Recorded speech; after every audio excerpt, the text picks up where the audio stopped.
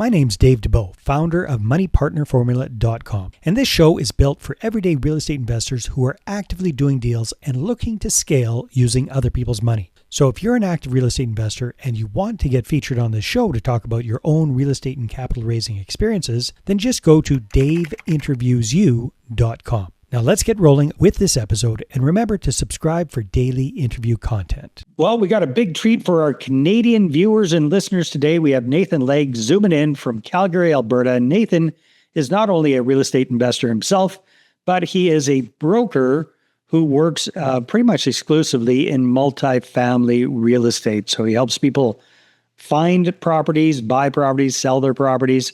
And today we're going to take a deep dive into that. How to work with a broker most effectively. So Nathan, welcome to the show. Great to have you. Thank you very much, Dave. I appreciate the invite. Man, that doesn't sound like a Calgary accent to me.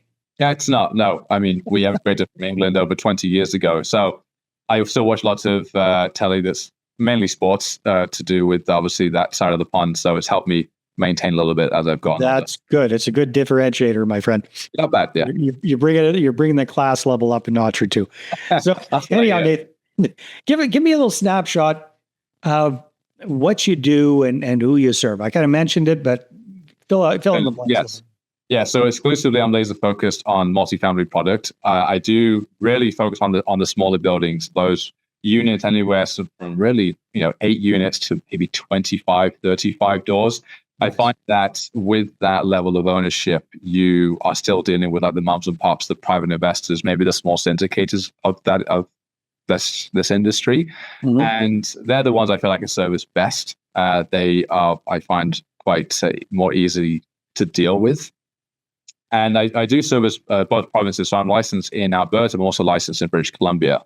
I started in BC and then recently moved to Alberta. But yeah, I tend to focus in that size as well, just because it's nice to deal with those individuals. Of course, there is a team that we work with at the brokerage. We can do bigger deals, which is great. But then there's those deals can be much longer, more decision makers. Like too many cooks sometimes. Sometimes just direct with those mom and pops. It's it's a husband and wife. It's brothers, it's sisters, it's maybe a father and a son duo. And so anyways, I like those relationships, but it's just strictly multifamily within those two provinces. Very, very cool. All right. It's kind of like that missing level there. These deals are a little bit too big for a lot of mom and pop real estate investors. So you're getting more serious, more experienced real estate investors doing these kind of deals, but they're kind of too small for the institutional folks. So you're working with a specific niche there, which I think a lot of our viewers and listeners can relate to. So Nathan, I wouldn't be surprised. Sorry to cut you off there. I wouldn't be surprised there's people that might be listening to this that I've tapped them up. I'd be like, oh, I know this guy. He sent me like a proposal about trying to see if I wanted to sell my building. I'm sure. Okay. Well, that's what I was going to ask you. So what do you do to generate business, to get listings, to find properties to sell to your... A lot of it, when I first started, it was definitely on a cold outreach with just a plain email or a phone call.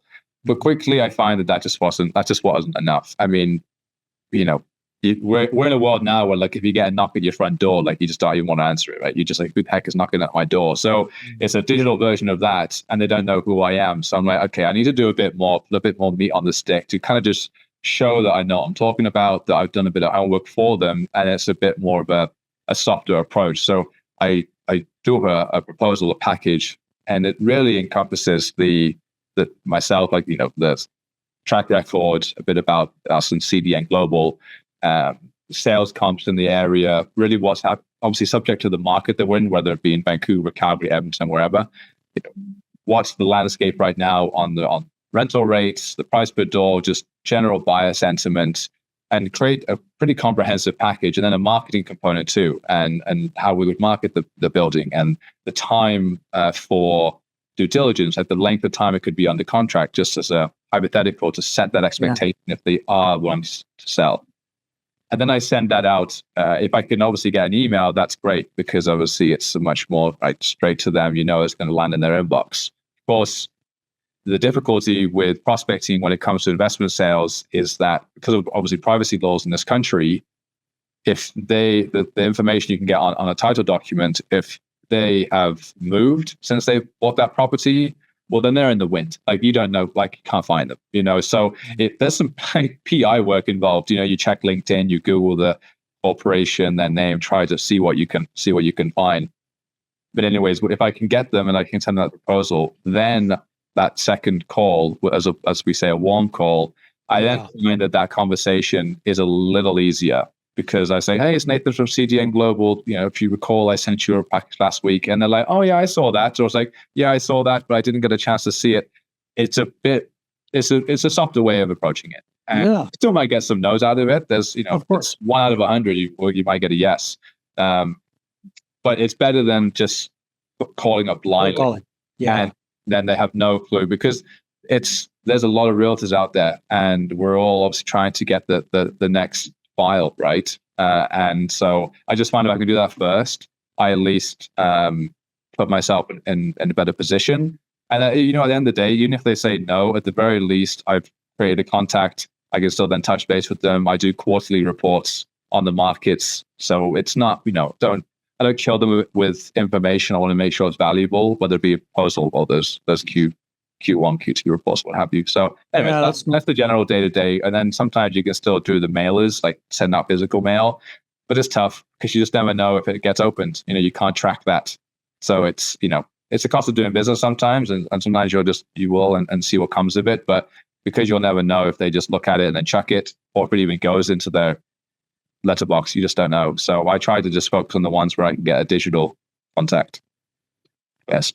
Hey there, if you're a capital raiser, a syndicator, or a fund manager, and you're looking for a steady flow of incoming accredited investor leads, then go ahead, grab a free copy of my new book, How to Get 20 Accredited Investor Meetings Every Month Without Cold Calling, Networking, or Chasing People. You can get that at 20accreditedinvestorsbook.com. Again, that's the number 20accreditedinvestorsbook.com. Okay, well, thanks for explaining that. So there's a lot of work that goes into that. There's the, finding the leads in the first place. And I'm assuming that's probably job number one, is find, you find the property, but then before you put together the whole package, see if you can find the contact information for the owner, and then you put together the whole package. Right. So from a marketing perspective, I ask this because marketing's my thing. I find it fascinating.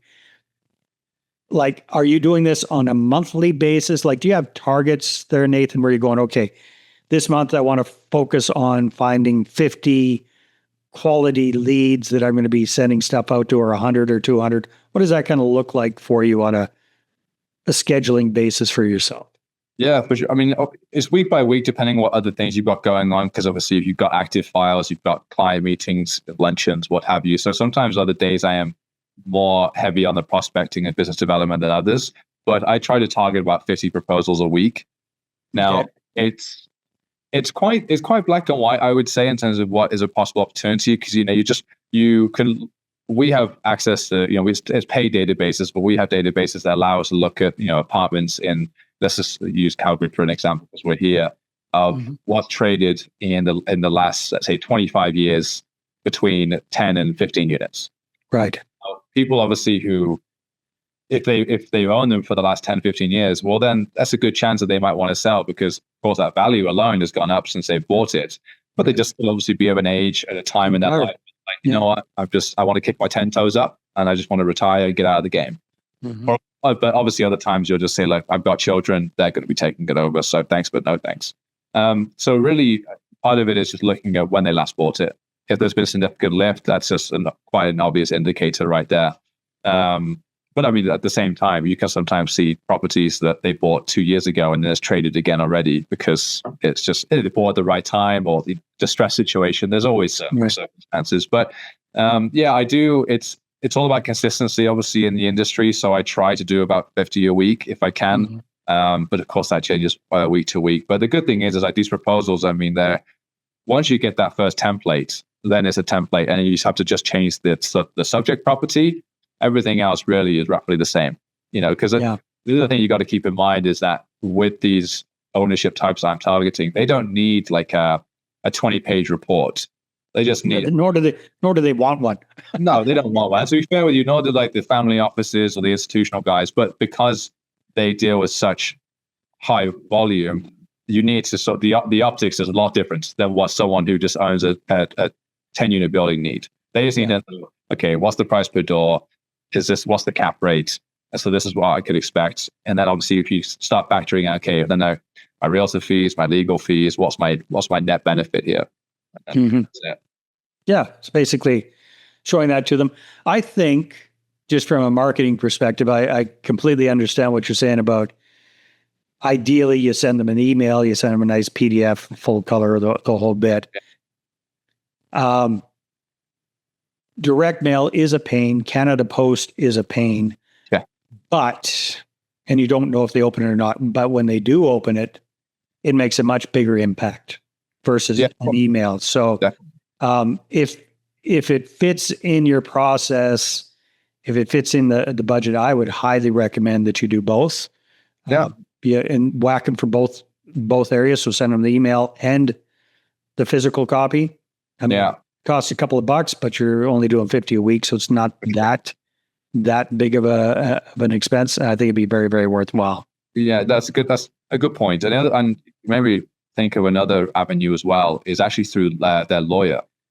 So sometimes on title they'll have the lawyer's address rather than their own, or they'll at least be on the transfer documents. Yeah. And if I can't seem to find the actual owner, I'll tap up the lawyer because they have an incentive to consider it too, because they'll be on the file if they do want to sell. Again, it's about putting in that effort first so that you're showing that you've done your homework. So it's not like just any Joe Schmo has been like, is he looking to sell? And he's not going to just send that, or she's not going to send that through to their client. But if you send a nice looking package together, they can then read it. And then of course you just, you use the language of like, if you're comfortable doing so, like, it's obviously like confidentiality. Like I'm not expecting you to tell me that yes, this is your client and you will do this. I'm just asking you if you feel comfortable to do so, please pass this on. Yeah. Please pass it on. Yeah. So that's a third avenue, I suppose. And even this year we've had some success in doing that and was able to sell 2 apartment buildings through going through the lawyer who passed it along. So, yeah.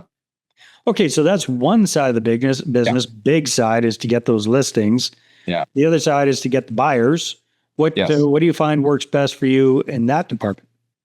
Well, on the buy side, I find that first of all, you got to have listings to then find the buyers, because then once you find out who the buyers are, then you maintain those relationships, and then you find out like their purchase criteria, and you can start obviously going pound pavement and trying to find the pocket listings, or obviously what's listed. But I think right now, we're obviously, especially on the buyer side, we're in a period where a lot of buyers, they are pursuing the CMHC financing.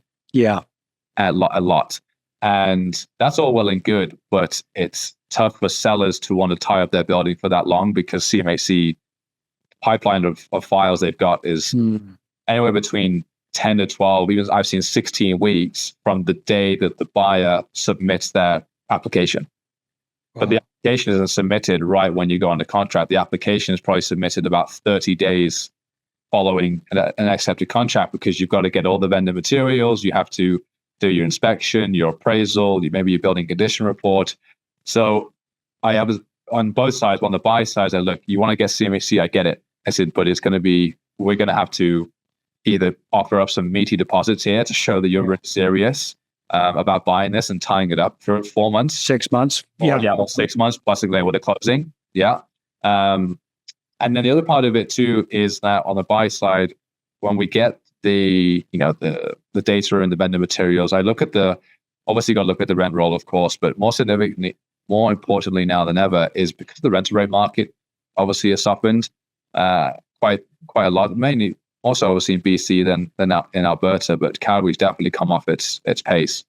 Look for when those leases are expiring, because if you've got a building that you're looking to acquire and those rents are they're at a good rate, but they're, let's say we're doing a 10-unit building here, keep it simple, and you've got half of those 10 leases are expiring within the next, say, 6 months. Yeah. Those rates are really, really good. The buyer is now thinking, can I still get those rates? or am I going to have to actually come off of that at $100? Yeah. So then I have to deduction. Exactly. Because there is enough inventory in the market all of a sudden now that people can pick and choose. But, okay, well, if you're telling me I could renew at $1,850 for my one bed, well, I can just go down the road, because I've seen on RentFaster the exact same, floor plan and everything, and I can pay $1,750 or $1,650. So now there's that thinking as well, that when they're looking at underwriting it and analyzing it, they've really got to stress test it. Where 2.5 years ago was the opposite. You could easily raise rents $200 or $300. It was unbelievable. Now you're starting to see the rent rolls where they can't get them anymore, and you've got to come down. So I think it's those two. I mean, apart from like just obvious, like the condition of the building and the location, the actual the performance and the future performance and the financing side, they're huge pieces right now because of the timelines for financing, and then obviously where the rental rates are at right now. So again, having this conversation with the buyer and setting those expectations, and obviously hopefully you kind of have this kind of conversation with the seller as well about, look, I can get you a buyer for this, no problem, but they're going to need this building tied up for at least 4.5 months. Are you okay with it? And some will be like, yeah, I get it. Like, that's just the lay of the land. Other people are like, no, like if they give me a $200,000 deposit, I'll let it get tied up. Yeah. Oh, they just, they come from an ilk of any building I bought, I only ever needed 60 days. So that's all. It's like, I get it, but it's just different times now, But anyways, it's all about that. It's just trying to set those expectations. So yeah, on the buy side, that's a lot of those conversations around financing and rental rates right now. Nathan, good stuff. So you're focusing primarily on BC and Alberta. If somebody's listening or watching this and they'd like to connect with you, what's the best way for them to do that? They can just go to our website, cdnglobal.com. And then obviously we have a Teams page, and you can just search up my name, and then you'll see obviously my profile, my phone number. I'll have an office line and my cell, and obviously my email too. Perfect. Nathan, thanks for being on the show. Thanks, David. Really appreciate it. All right, everybody. See you on the next one. Hey there. I really hope you enjoyed that episode. And as always, if you want to listen to more daily interview content, make sure you subscribe. And if you're an active real estate investor and you're doing deals and you'd like to get featured on this show, then just head over to daveinterviewsyou.com.